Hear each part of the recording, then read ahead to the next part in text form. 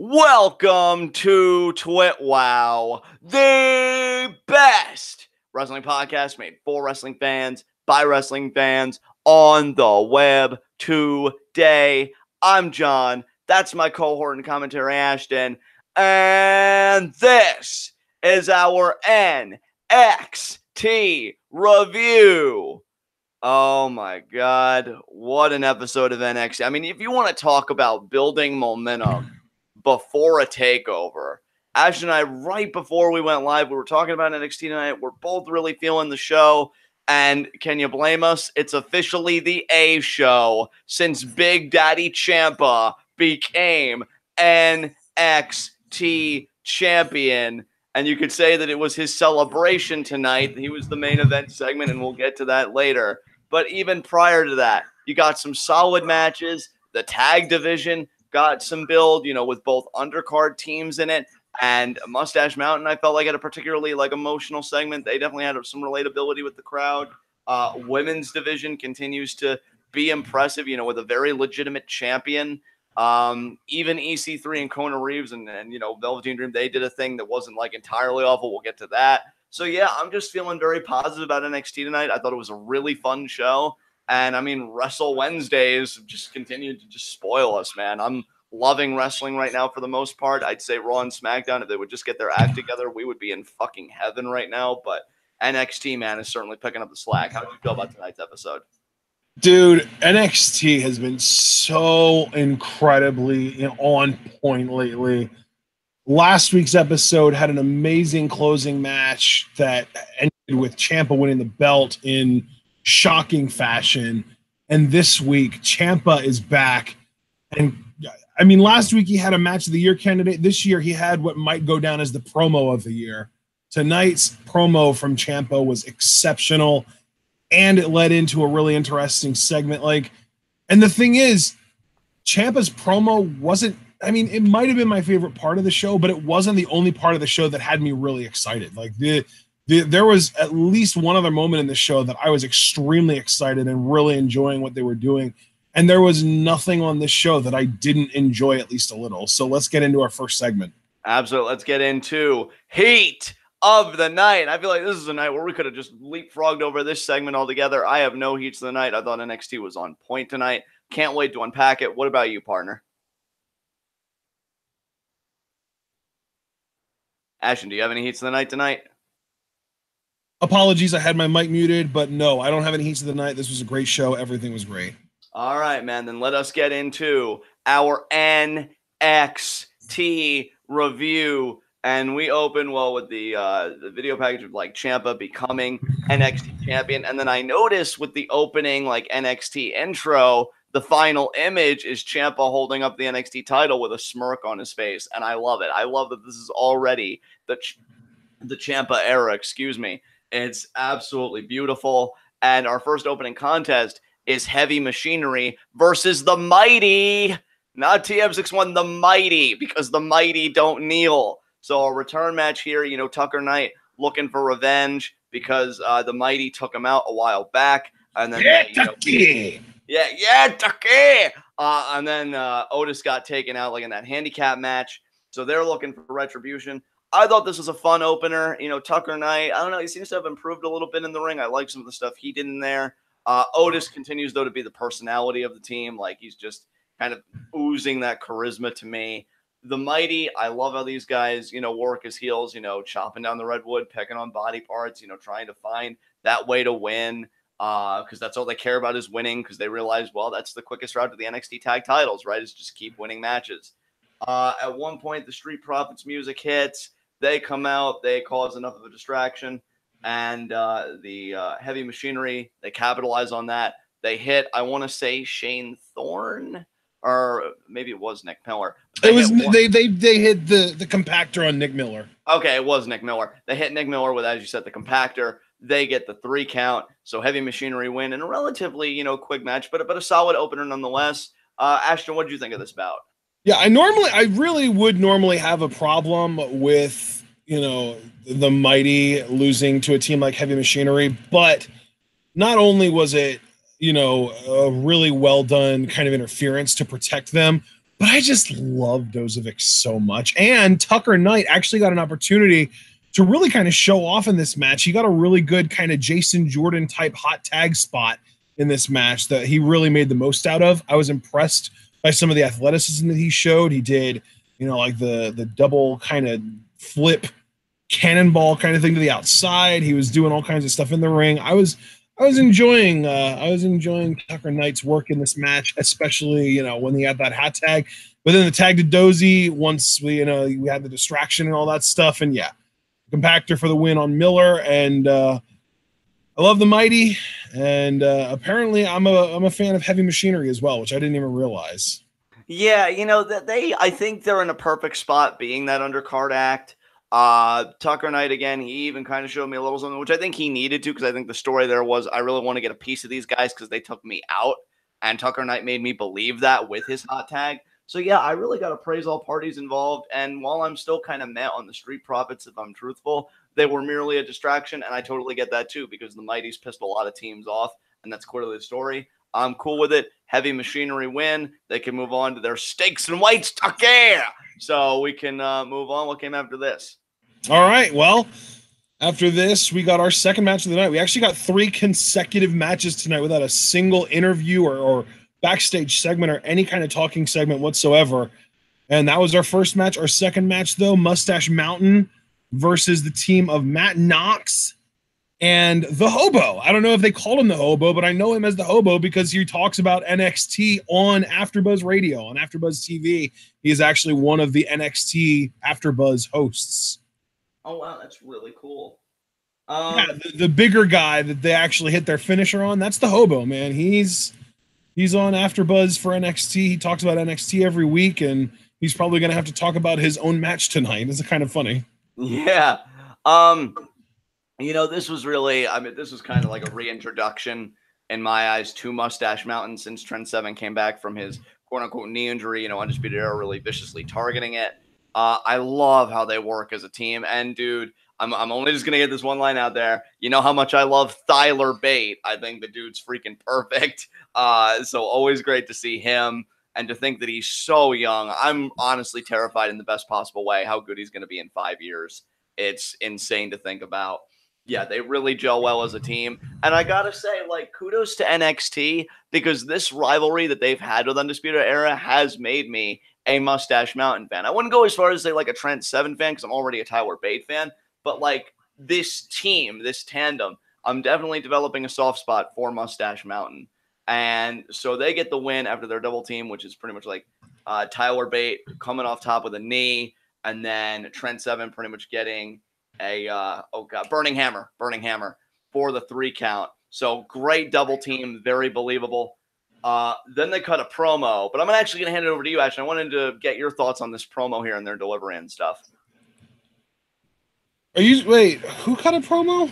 Well, Mustache Mountain, they had a post-match promo after they crushed these guys. Oh, okay, yeah, that's my bad. But yeah, I gotta tell you, man, as far as the promo goes, I definitely get why Tyler Bate keeps Trent Seven around, because Tyler Bate's voice does not match him at all. It doesn't. I won't say he's meek, because I would never use that word for Tyler Bate, but he's very soft-spoken, I think is the term I would use. Very soft-spoken guy, which can be endearing as a babyface. I think if you know how to use it right, it can pay off. But and you know what though? That being said, I give credit where it's due. Trent Seven's a hell of a mic worker. He knows how to work that mic. Definitely. There was believability between the two. I think what really made this work was the relationship, not so much what was said. Right. Because Tyler Bate even saying Trent's health and well-being means everything to me. And then Trent kind of, pantomiming my knee is 100%. We're good. We're okay. And that was something I'm glad they addressed that, because remember what I pointed out in that rematch, how Trent seemed almost frustrated with Bate because he was mouthing why'd you do it? Why'd you do it? And he seemed frustrated that towel was thrown in. But yeah, the relationship really sold this for me. And I got to be honest too, I liked how they conducted themselves here, because look, if you want to get back at an entity, whether it be a team or a solo competitor or whatever, it doesn't always have to be fire and brimstone. It doesn't always have to be raised voices. They were very, shall I say, gentlemanly about it. They're hey, we're invoking our rematch. It's going to be in Brooklyn. It's going to be a different result this time. We're going to regain the NXT tag team titles. And yeah, like I'm actually stoked for this rubber match. And it seems like it is just going to be a rubber match based on a segment we would get later. And you know what? I think that's how it should be. I think, you really do want to tell this story. I'm glad NXT didn't go the fucking SmackDown route. And, they're letting these two teams really hash it out for themselves. I enjoyed it. Good on Mustache Mountain. That's all I can say about it. Unless you have anything to add, we can move on. No, I do actually have something to add. Okay. I actually wrote in my notes, and I will stand by this. Tyler Bate might legitimately be in the conversation for best in-ring performer in the world right now. I think he belongs in that conversation with Styles, with Almas, Okada, Naito, Omega, Ishii. I think Tyler Bate needs to be in that conversation because this dude is absolutely exceptional in that ring. He is unbelievable. And dude, you're putting him in that conversation, and he's only 21 years old. I know. I know. That's horrifying. Like, if you would make a list of all of the performers that I would consider to be a part of that conversation, he's the youngest, and then CN is the second youngest. Yeah. Yeah, like that blows my mind. And here's the thing, like, I never expected, because when the United Kingdom tournament... And actually, no, but I take that back because Pete Dunne might be in that conversation too, so he would be the second youngest, and then CN would be third. Yeah. But like, it's crazy for me, right? Because when the UK tournament like first happened, I really didn't pay much attention to it. I don't even think I watched the finals. Never in my wildest dreams did I think I would become this big of a Tyler Bate fan, just with how he works in that ring. Like, that totally caught me off guard. In fact, maybe I'm hinting at my revelation of the year. Who knows? Because he just came on me like, wow, I don't know where I've been when this guy's had all of his other matches, but like, I freaking adore this. And I think it did start with that insane match he had with Dunn on NXT TV, and it's really just grown from there. And especially when I can make creepy, affectionate comments about a person's anatomy, they got a soft spot for me. So Tyler Bate is just wonderful. I can't wait to see him just grow as a performer. And again, being that young and already showing that promise, that's the kind of prospect that really just gets you excited about this industry. So good on him. Good on Mustache Mountain. And again, I really have nothing else to say. So unless you want to say anything else, we can move on.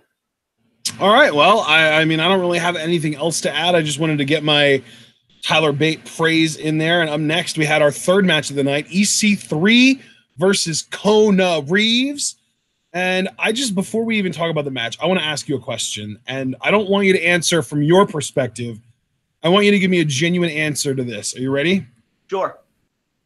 Could Kona Reeves get Tommaso Ciampa cheered by Full Sail? Dude, I think he could. Because I'm gonna be serious. This is gonna shock everybody. I'm even shocking myself right now. I need to ask you something, actually, Ashton, because I was really curious about this watching NXT tonight. Because when I saw like Kona Reeves and EC3 like chest to chest, like eye to eye, Kona Reeves is actually a lot taller than I thought he was. Like, how tall is he legitimately? Because he seems like a bigger dude. And 6'4". Okay, so that's not bad, right? By wrestling standards, like when you're over 6 feet, like I'd have to imagine. No, yeah, that's like right around like the sort of like standard height that WWE likes their main event guys to be. Actually, like normally they like for their main event guys, they typically look at like 6'3" and up. Because you know what, like, and I can't believe, and maybe this is like that there's still hope for me to be a professional after all. I can't believe I'm saying this, but like I'm watching Kona Reeves in there. Good height, blonde hair. And what I liked about his attire, and I don't know what it was, but it reminded me of like a classic WCW Ric Flair type look that he was rocking tonight with like the tights and the hair and everything else. And I'm like, you know what? The dude can actually have a good look.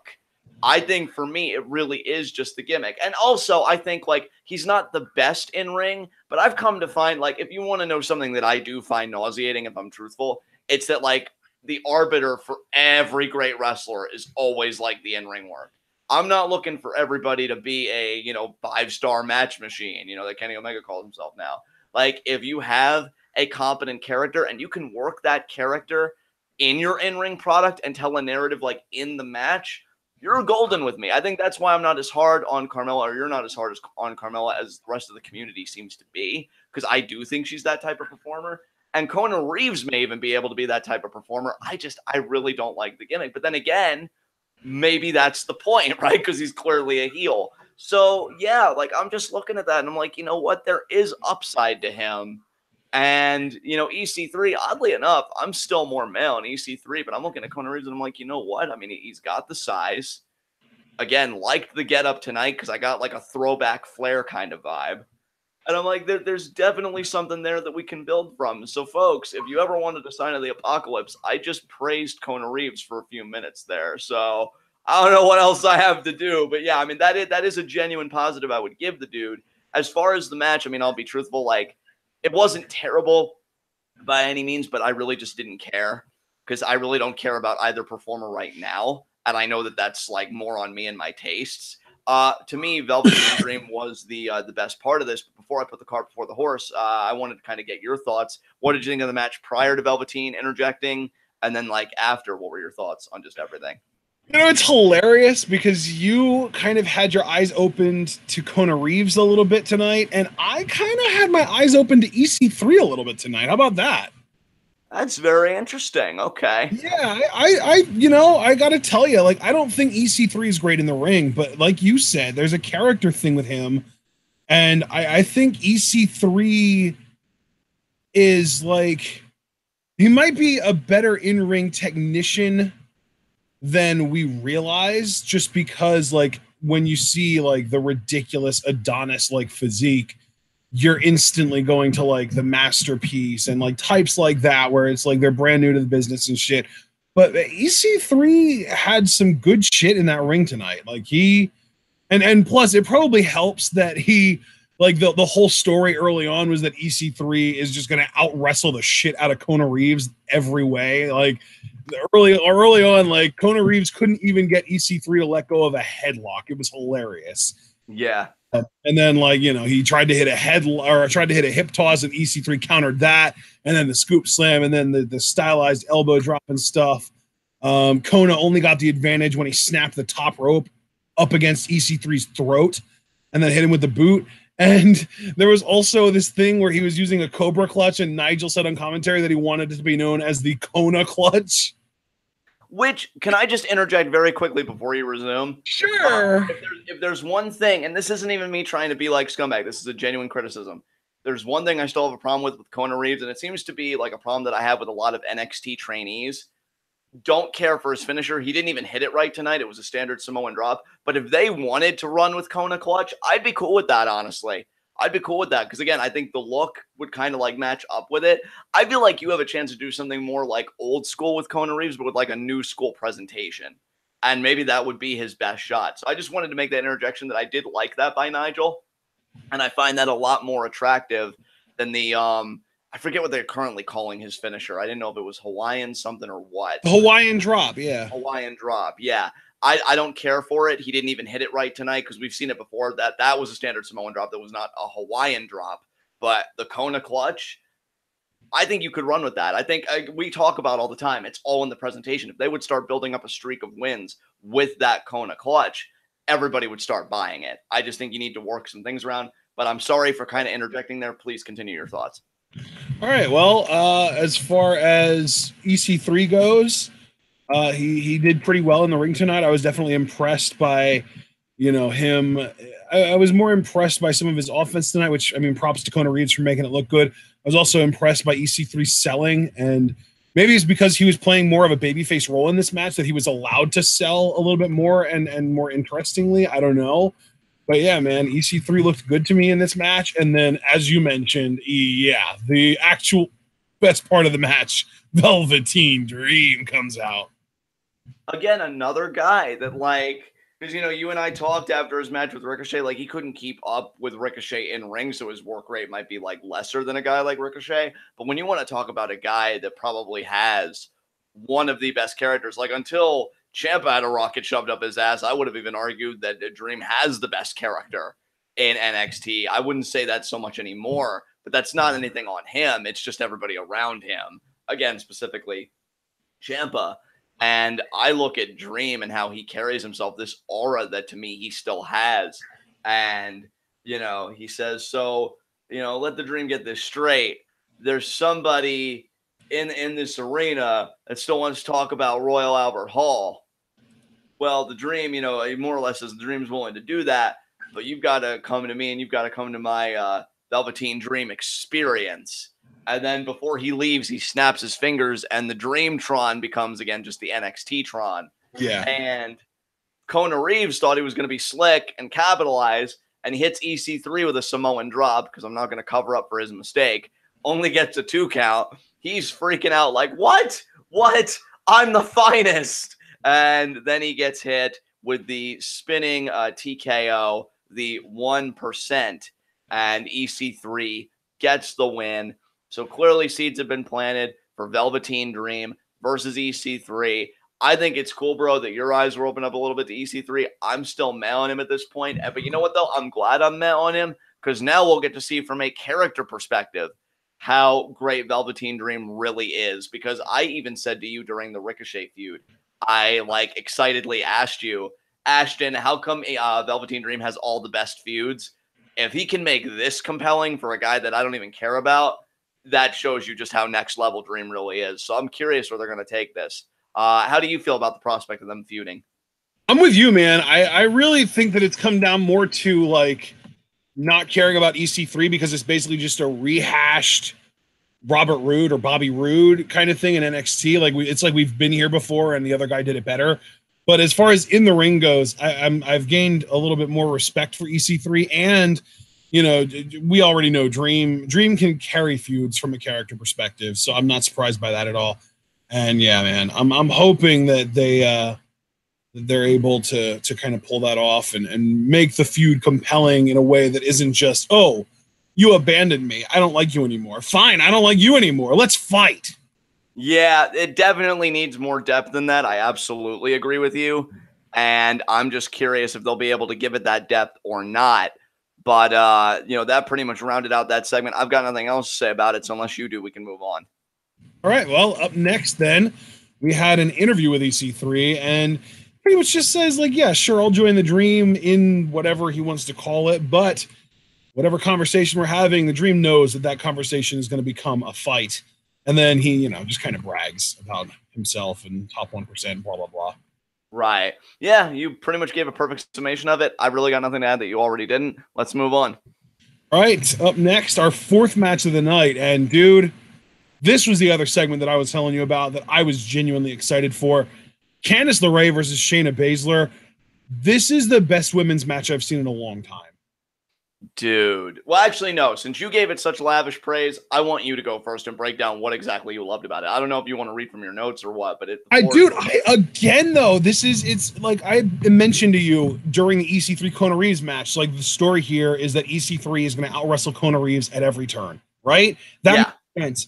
But for Candice Shayna, it's almost the same story, except there's more on the other side.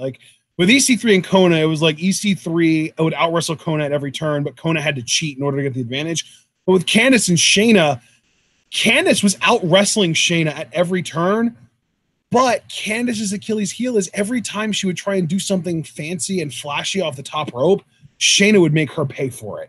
And that ultimately ended up not even almost. That ended up costing her the match. Because the first time she was going for a lucha-style arm drag, and Shayna pulled her foot and made her lose her balance and fall off the top rope onto the apron on the outside and then to the outside, like a full-blown boom, boom, boom collapse. The second time, I think Candice might have actually done something good the second time, but then the third time she went for something high risk, Shayna met her on the top rope and made her pay for it. And it was the attempted mustache ride from Candice. Shayna met her on the top rope, got her in the hero foot clutch. Candice, luckily that time, was close enough to the ropes that she was able to get to them. But then the fourth time that she did anything flashy and high flying was her attempted lion salt, which Shayna moved out of the way of and ended up winning off of. So Candice was out wrestling Shayna consistently in this match, but every time she tried something high risk, it did not pay off for her. And Shayna being able to take advantage of those little things, as well as maybe not being a better wrestler than Candice, but being a better fighter than Candice, is ultimately what won her this match. And I fucking loved that story. And they were absolutely true to that story from the beginning of the match until the end of it. It was so good. Yeah, you're talking about two amazing competitors in Candice and Shayna. I love how Shayna kind of channeled a little bit of Zach Gibson, because that's what I love about Zach Gibson. You know, you could see like she would take moves like a hammerlock and take it up one step, because she would get the arm isolated in the hammerlock and then just toss Candice into the steel steps. I loved how relentless she was in working over the arm. Great callback to their MYC matchup. With the, you called it the mustache ride. Is that honestly what she calls it? That's, well, no, that's Joey Ryan's finisher. She took it from him. okay. So now I get it. Now I get proper context. Yeah, that's the mustache ride. That it's like the spinning neck breaker off the turnbuckle is the mustache ride. That's Joey Ryan's finisher, and since they started, the whole world's cutest tag team thing, she's been using it too. That's so cool that like she keeps that spirit alive of world's cutest tag team. But yeah, what I was saying before, because I just want a clarification on that. Great callback to their MYC matchup, because that was the finish of their match in the tournament. Was the mustache ride countered in the Kirifuda clutch. So I love that not only do they call back to that, but Candice actually gets to the ropes. But then the finish that they come up with this time, in my mind, is even better, because what it showed me, and you gave a far better breakdown than I ever could, so I'm not even going to try, but Candice misses that lion salt. Then when she gets kneed in the face, like it's almost like you can't give Shayna an opening, because she's the type of champion that if you make one mistake, it's over. And I love that Shayna's a champion like that. I love that Shayna is a champion that's like, look, I don't get paid by the hour. I am a fighter. If I get an opening to end this and to win, I am going to take it. I wish more performers like character-wise had that sense of urgency. I understand it's probably more of a heel trait than a babyface trait, because babyfaces naturally want to get the crowd invested. That necessitates pandering, et cetera, et cetera. But the idea that Shayna really has that killer instinct, I think makes her so legitimate as a champion. And really, it's funny because you and I have already shared like our feelings about the Gargano story as a collective, both Johnny and Candice as husband and wife. And I feel like her trajectory for her story has been fantastic, because she's been saying, she's been told like, oh, you should go home. You wear the pants in the family. You need to tend to your weak husband, this and that. But Candice doesn't want to be associated with Johnny in that way. She has her own aspirations. But then to really get a chance to actualize them, to be in the conversation, Shayna's proven not necessarily right, but it's just, again, nobody can stop me right now. And now Candice has to regroup. And I think that's a compelling story. It's funny. I almost feel like the story they're giving Candice, and I think I even said this last week, I almost wish that Dakota Kai would have gotten that story, because I don't think Candice looks lesser in this loss, because like you said, she out-wrestled Shayna at every turn. It was only when she tried to be a bit more higher risk or a bit more cutesy that it always backfired. Whereas with Dakota, like, yeah, she got a little bit of offense, but to me, it came off like more or less she got completely bitched out by Shayna Baszler. So Candice to me still looks great. Shayna, because Candice looked great, looks even better because she won and continues to solidify her dominance and her legitimacy as champion. And then we get to something that I loved, right? Because I adore this woman. Kairi comes out wanting a piece of Shayna. That doesn't happen. Referees, keep them apart. Kairi has got the black jacket on, so I got major Doku vibes. I saw that on Twitter as well. A lot of people got Doku vibes. And Shayna seems like she's going to take her leave. She's kind of laughing at Kairi. Kairi then, being the sweetheart that she is, she's checking on Candice, because she's so pure of heart. And then Shayna takes that opportunity to get a cheap kick. And then the look, dude, on Kairi's face when she gets up and she turns her head to face Shayna. I've already seen it gifed. Asia shared the gif with me as like a response. Bad ass, man. Like, she is so ready to face Shayna, and I love that. I love that Kairi is a different kind of fiery baby face. She can have fun and she can do the pirate dance and this and that, but when she wants to beat your ass, she's going to get her hands on you. So I am really looking forward to her versus Shayna, the third matchup between these two at Brooklyn. I think that could be a stellar women's match. I think Shayna, really want to talk about most improved or people really growing in their skill set. I agree with the Catch Wrestling Twitter that right now I think Shayna's the most improved of the year, because she's just caught on to this like that. And it's really been amazing to me. So yeah, dude, I nothing but love for this. I'm glad that you were so stoked on it. I thought all three of these women, for the parts that they were supposed to play in this segment, did so beautifully. Loved it. Loved it. Yeah. All right, well, this match was great. The post-match segment was great, and I think that we can move on. And next up, we did have the Mustache Mountain kind of interview-ish. It was like one of these like paparazzi segments, basically, where someone, walks up to him and asks him a question from behind the camera. Basically, Mustache Mountain were asked if they had any tricks up their sleeves for the Undisputed Era, and they're just like, look, see, this is the problem. Everyone always asks us what kind of tricks we have up our sleeves because that's all the Undisputed Era has is tricks up their sleeves. But we don't need tricks up our sleeves. With the same thing that happened in Royal Albert Hall is going to happen in Brooklyn. But then the War Raiders show up and they basically just say, hey, we don't care who wins, whether it's you guys or those guys. We are going to take the titles afterwards. So, I love that War Raiders are staking their claim right now. Dude, I love it too. I love both that Mustache Mountain completely rebuke the line of having tricks up your sleeve. Like, I love that they just totally refute that notion. Like, we don't need those because we're just good as we are and we're capable, just like we showed in Royal Albert Hall, of beating on the Undisputed Era and taking those tag titles. And then War Raiders, and I got to be honest again, I kind of took a pod shot earlier. I'm really glad that War Raiders are just going to, bide their time and just wait for Brooklyn to kind of settle itself, and then they'll go after. That kind of gives me an inkling of where this might go. But again, I never speak on anything formally until TakeOver preview and predictions, which is still a little ways away. But yeah, I love, especially because, like, again, I've grown a soft spot for Mustache Mountain. I'm happy that they'll be able to complete their stories. But then also as a huge War Raiders fan from all the stuff we've seen of them in ROH and New Japan, I love that they're getting their own story. They don't have to infringe on somebody else's story. They're getting their own time, their own chapter, if you will. And it's what they deserve. Like, they're that caliber of team. They deserve their own story separated from everything else. So I'm very happy about this development, and it's definitely upped my interest in TakeOver on the tag team side. So great interaction between the two, and we'll see how it all shakes out.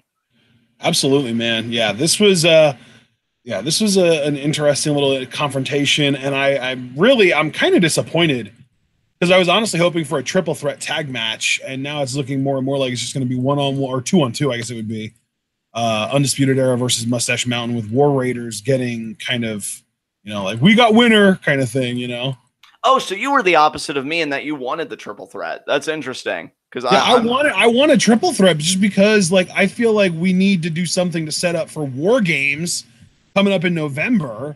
And what better than to have a triple threat tag team match? And then at War Games, you would have 3 teams of 3. So then it could be Undisputed Era in full, including Adam Cole, or maybe even a returning Bobby Fish if Adam Cole, obviously there's a chance that Adam Cole would have a North American title match versus British Strong Style in full versus the War Raiders. And then obviously they would need a partner of some kind. But still, like, I mean, we had the AOP teaming up with Roderick Strong at last year's War Games. So there's no reason why War Raiders can't get a partner of their own. And I think that would be an amazing kind of 3-on-3 War Games match. Oh, hell yeah, dude. I'm honestly excited for War Games given the tag teams that we have kind of stepping up to the Undisputed Era. I think it could really be just a fantastical match this year. But yeah, I've got nothing else to say about this segment. Unless you do, we can move on. All right, well, after the confrontation there, we do get William Regal. Finally, we get some word from the GM, and he says that EC3 versus Velveteen Dream will happen in TakeOver Brooklyn. Whether EC3 wants to kind of accept Velveteen Dream's invitation or not, as far as like the talking segment next week. He also says that Adam Cole will be defending the North American Championship against Ricochet in Brooklyn as well. And we find out that Ricochet is in action next week and that Keith Lee is debuting next week. That was the big news to me, that Keith Lee is debuting in NXT. Holy hell. He was literally just a face in the crowd on the last TakeOver. Yeah. Like, they are really, like, rushing this along. And not that I mind. He is a bigger act, in every sense of the word. And he's just going to dominate. He's going to dominate. I know Jarveris is freaking stoked. He probably can't wait for our tour review next week to really break that debut down. I hope he has a good theme. I'm guessing he is going to be a babyface. I'm guessing the crowd reaction will be strong. I can't wait for this dude. I don't think it'll be long before he's either stepping up to Adam Cole for the North American title or he's going straight to the top for that NXT World title because I ain't going to tell him no. So we'll see. But yeah, I've got nothing else to say about that, so I guess we can move on. By moving on, we get to Ciampa. All right, dude. I know we both probably have a lot of gushing to do, but I want you to go first because, like, what you told me about how you reacted to this segment, I just want you to walk us through it because you just made me smile so big, like, about all of it. Dude, it's so funny because I didn't even, like, normally while I'm watching a segment, I'll kind of be alt-tabbing between the video and my notes and just be taking notes as the segment's going on. I didn't even do that for this just because Ciampa has just this like aura about him that like it's just so it's like it draws you in and it keeps you hooked. And when he comes out and the crowd is just relentlessly on him and you know we get the you're an asshole chants and then shut the hell up chants and all and like this is the NXT, like this is the Full Sail crowd, and they won't even say shut the fuck up just to give you an idea of how much like goody two shoes they are. And yet they still chanted two different phrases with curse words in them at Ciampa. He's that much of a scumbag that he makes Full Sail swear. Good God. And then like he starts talking and he is legitimately in the conversation for the best mic worker in the WWE right now, arguably one of the best mic workers in the world right now. Dude. He even takes it as far as to get in an elderly woman's face to tell her, I remember you, and that he is her NXT champion now. He gets up on the top turnbuckle and he talks about how he ended the Gargano fairy tale. He beat Johnny effing Wrestling, and he did it with his hands cuffed behind his back. He put the final nail in the coffin of Aleister Black's mystique, and he's the only man ever to pin Aleister Black in singles. And Johnny Gargano proved yet again that he's a failure last week. And then he continues, and this was just the line of the night to me.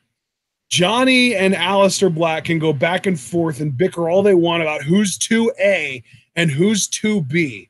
But never in the history of the wrestling business has there ever been a bigger gap between number 2, and then he points to himself, and number 1. And then eventually we do get Black coming out. But the thing is, like, there's so much ego in this because as Aleister Black is walking out with a purpose, like he is power walking with a purpose. He's pissed. He's going to whoop Ciampa's ass. Johnny Gargano doesn't even wait for his music to hit. He blows by Aleister to attack Ciampa, takes him out by the legs, you know, Thez press style, loads on him and punches and takes all that stuff, chases Ciampa off out of the ring, and Ciampa has to walk through the crowd that despises him to get to the back. And then Gargano gets on the mic and he says, the only reason you're champion right now is because of me. And he repeats it over and over again till he turns around into a black mass. And then Aleister sits on the ground next to Johnny and says, I guess you're right. The only reason he's champion is because of you. And that's how we end NXT. And there's just so much good to come out of this, but the biggest good to come out of this is that Tommaso Ciampa is literally Jesus on the mic. Dude, I've come to the conclusion that I need in my life a network show where Ciampa sits across one side of a room, Joe sits on the other, I'm in the middle, and they just insult me and roast me for 30 minutes. Like, I need that every week because they are easily my two favorite mic workers in the company right now. Yeah. Joe and Ciampa to me, and I would even throw Miz in there, but Miz is a different type of mic worker, but like Joe and Ciampa, I feel like have a greater kinship with each other. Every time they talk, dude, I'll use the same word I use that you just like tickled you, Pink. Just enraptured when they talk. Like, it's just my attention is on them. Everything else like kind of closes in and it's just me and Ciampa and me listening to him about how freaking great he is. This dude, I love how committed he is, because for as much as I love Joe, and I think Joe lives like how he acts, like, you know, in the ring and stuff like that on social media, but not to the degree that Ciampa does. I mean, this guy, just to give a checklist, insulted Johnny Gargano by going after the fact, hey, yeah, your father, he had a stroke. That t-shirt that looks so badass that would probably sell out the moment he goes on sale. Ciampa does not give WWE permission. Like, no, I will not let you guys mass produce this shirt. I'm not going to let you mass produce this shirt for people that spit in my face and turn their backs on me. Which is great. The moment people try and jump on the bandwagon, he's like, cut that crap. You weren't here for me when I was at my lowest. You're not going to be here for me at my highest, more or less. He got in an old woman's face, to your point.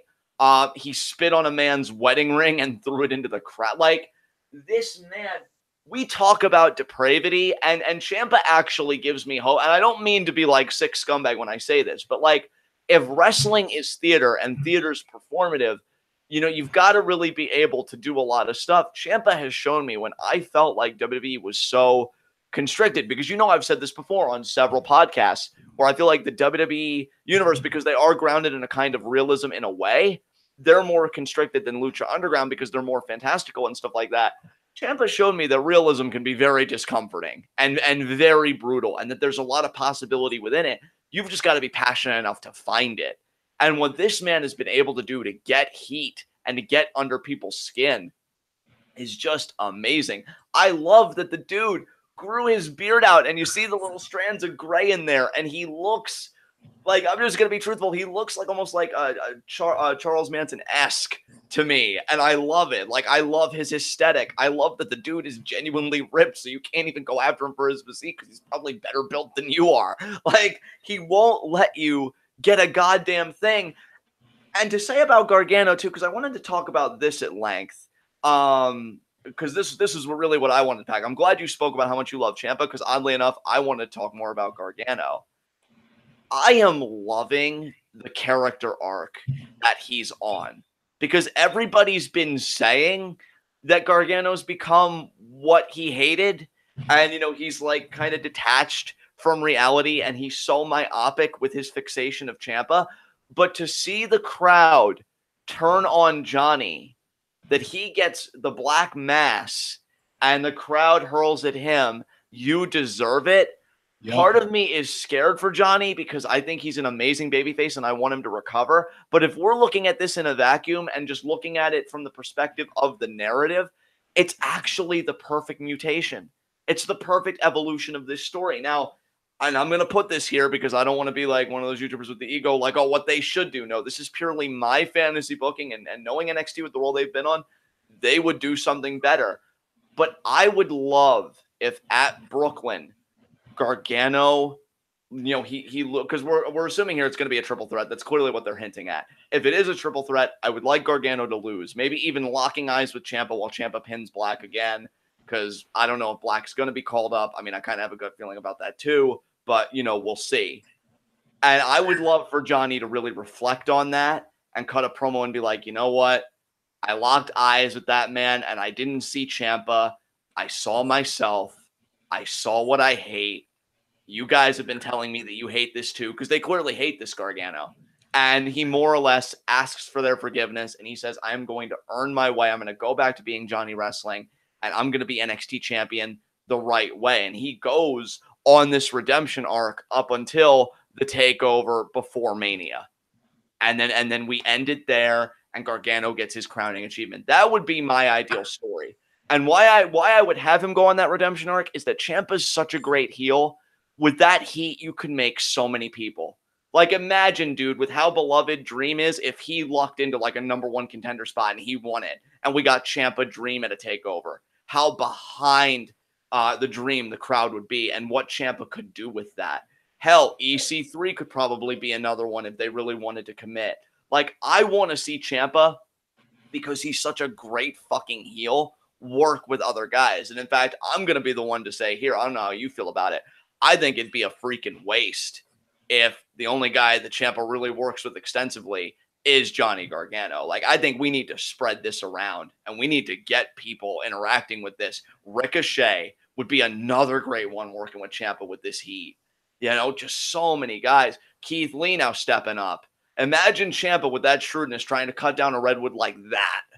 And the crowd's going to support these guys every time because Ciampa's so loathsome. So I really, really hope that this is the start of a lot of guys all the way from Dream to Keith Lee, really getting the chance to make their mark with the best heel in WWE right now. Because otherwise, it's a goddamn waste. But yeah. I'm enjoying the Gargano character arc. I'm enjoying Ciampa getting this heat. And I just fucking love wrestling, man. This was phenomenal. Dude, do you remember, I want to say it was like 3 years ago, maybe 4 years ago. It was probably like late 14, early 15. I went on Facebook and I posted on Pweetoff about how amazing that era of women's wrestling in NXT was, and that we needed to cherish it because it would be going away as soon as they get called up. Yeah. That's where I am right now with the men in NXT on the main event. Ciampa and Black specifically. And even dating back to probably the takeover that happened last November. Whatever that was, it was the one that Andrade won the world title from Drew on. Yeah. Back to then, the main event scene in NXT has been on another level, amazing, like exceptional, to the point that it's almost too good to be true. And it is true, and we need to really embrace it, and we need to really kind of appreciate it while we have it, because even if it might not be too good to be true in the sense that it's actually happening, it's definitely too good to last. And it's not gonna last long. And Aleister Black might get called up as early as the post SummerSlam Raw, dude. Like, that's not even a joke. That legitimately might happen. And Aleister isn't necessarily the most vital part of it, but it's just like they're just chipping away from the ice block, you know? Like, they're just going to start chipping away at it. And a year from now, we won't even recognize it as it was. And it's just going to be completely different. And it's probably not going to be anywhere close to as good or as compelling. But as of right now, it's freaking incredible. It is so compelling and so good. And the matches have been so great. And even if, the last TakeOver championship match between Aleister and Lars, and wasn't there another one even since then that I'm forgetting? No, because the only other defense I think Black had was against Eric Young on that NXT episode. So it was like Eric Young, Lars Sullivan, and then Ciampa. I think that's how it went. I don't think. Yeah, you're right. Yeah, you're right. So even though that wasn't the best match, we still had Ciampa and Gargano on the same night, telling their story and main eventing over the world title. And now I was so worried that NXT was going to try and implement and kind of work the world title into the Gargano Ciampa feud. I was worried that they were going to try and kind of hammer fist it in there, and I didn't think it would work. The way that they have woven these two stories together has been absolutely flawless. It is like, it's unbelievable the way that they have managed to take one blood feud between two guys, get the world championship and the world champion himself involved, and not even feel like they're forcing anything, not make it feel like anything is hammer fisted like I thought it would be.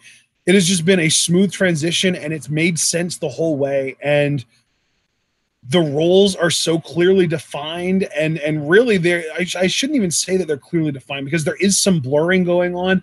But I think that as a general rule, Ciampa is the clear-cut bad guy, Black is the clear-cut good guy, and Gargano is the fallen hero that needs to redeem himself. And in the meantime, he's kind of an anti-hero, or like a tweener in a way, because he has been, doing some despicable things that have ended up costing the sort of hero of the story, which we could say is Aleister Black, his title. So there's so many layers to it, and it's just been such a well-told story. I really do want to go out of my way to praise NXT and really just kind of take this moment to acknowledge that this is exceptional storytelling, and it's so exceptional that it's not going to last, and we should really appreciate it while we have it.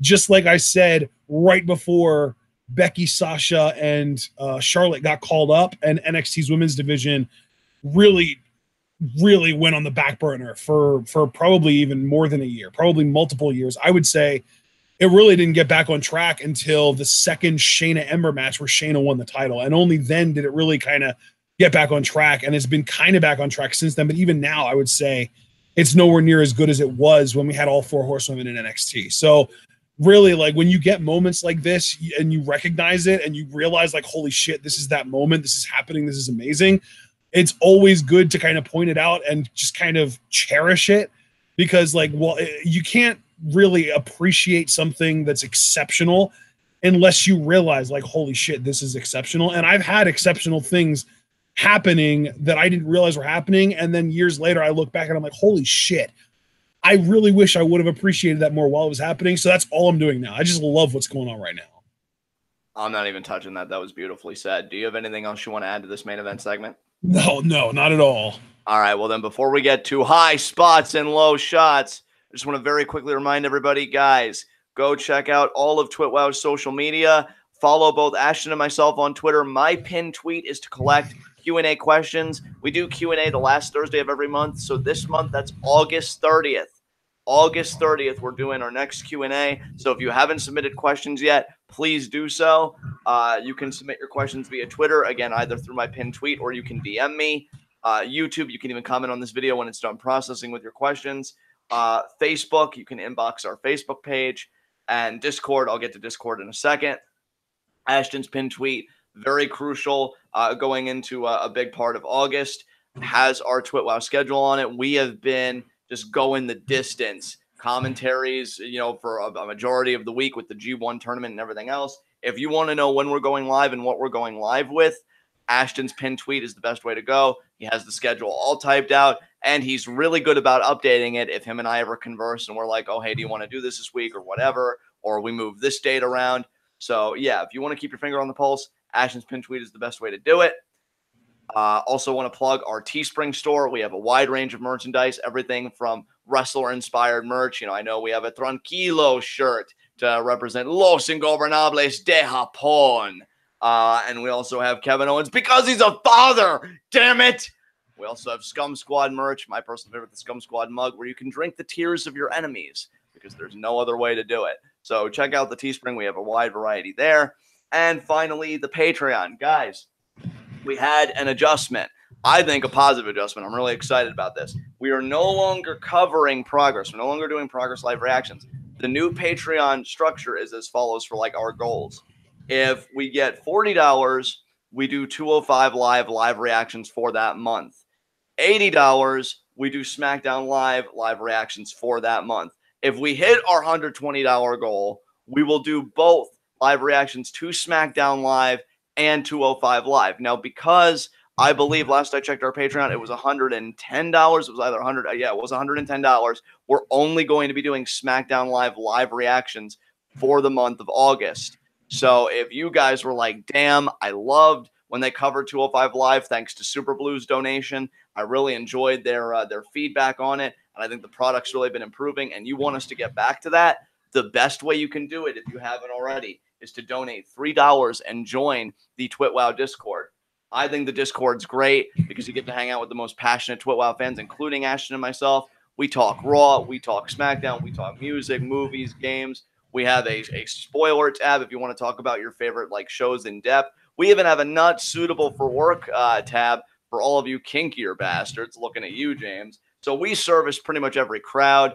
I think it's a great community. Again, only $3, and you get to promote Team TWitWoW and what we do. And not only that, I always call it a win-win-win-win, because if you stay in the Discord for an extended period of time, and your $3 accrues, you eventually get content control. Formula I always go to, if you're a member of the Discord for 10 months, $3 a month comes out to $30. You could cash that in for a live reaction to a 3-hour show. If you guys have ever been curious about what exactly we do for Patreon requests, we have several of them on the channel, and you can kind of get your finger on the pulse of what to expect with your hard-earned money. So please, I would greatly appreciate if you'd consider donating to Patreon and help out what we do here. And for those that have, and for the reason being why we're doing SmackDown Live reactions this month, thank you. You guys are amazing. I love you. And with that said, those are all the plugs out of the way. So now we can formally get to high spots and low shots. And I got to say, man, my low shot is Johnny Gargano, because, man, you say fallen hero, you're not kidding. It's one thing to eat a black mass. It's another thing to have an entire arena of people tell you that you deserved it. If Johnny Gargano, one of the most over people on the planet in the NXT landscape, has engaged in behavior so abhorrent that it requires the same arena that was lifting him up when he got his job back to hurl at him, you deserve it.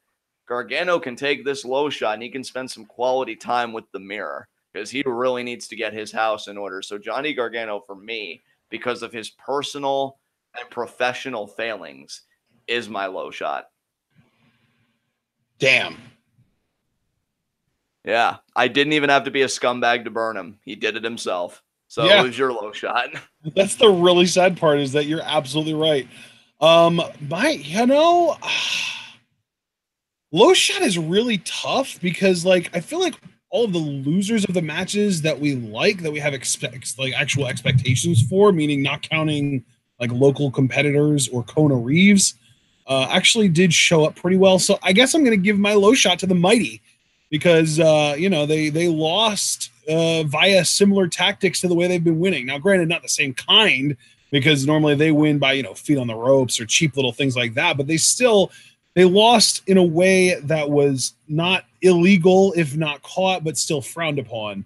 That being the old interference, or actually really not even interference, just a distraction that led to the hot tag to Dozy. So yeah, I'm going to give the Mighty my low shot this week. You know what?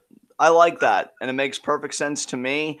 You know what? I'm so torn about High Spot, but God, I know you and we always try and watch the back of the people that are just so good. So you know what? I'm going to show some love today to maybe an unexpected place. My high spot's going to be Shayna Baszler.